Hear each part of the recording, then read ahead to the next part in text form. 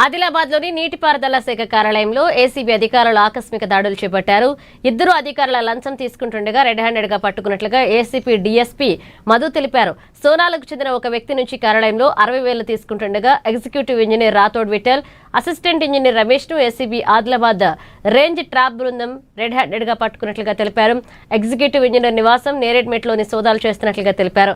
ప్రభుత్వ అధికారులు, సిబ్బంది ఎవరైనా డబ్బులు డిమాండ్ చేస్తే 1064 లేదా ఏసీబీ డీఎస్పీ 9154688963 నెంబర్కు ఫోన్ చేసి సమాచారం అందించాలన్నారు.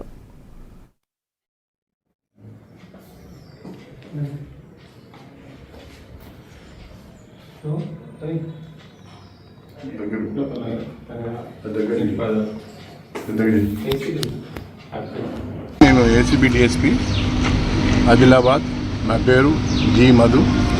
ఈరోజు సిఐడి డిపార్ట్మెంట్ వాళ్ళు ఈ గారు రాథోడ్ విఠల్ గారు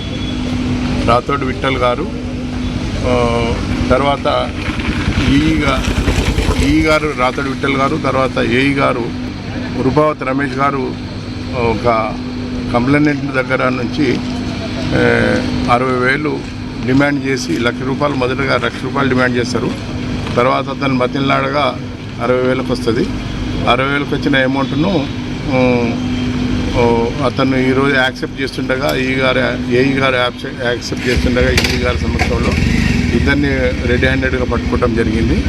దీంట్లో అఫీషియల్ ఫేవర్ ఏంటంటే కంప్లైంట్ సోనాల అవుట్స్కట్స్లో అక్కడ ఇరిగేషన్ది ఒక కాలువ పోతున్నందున ఇరిగేషన్ వాళ్ళది ఎన్ఓసి కావాల్సి వచ్చింది.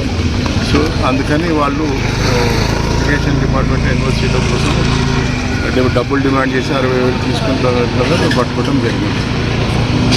అందరి తరఫున మేము కోరేది ఏంటంటే ఎవరైనా కానీ ప్రభుత్వ ఉద్యోగి పైసలు డిమాండ్ చేసినట్లయితే 1064 కానీ లేదా ఏసీబీ డీఎస్పీ నా నంబరు 9154688963కి ఫోన్ చేసేసి మా సహాయం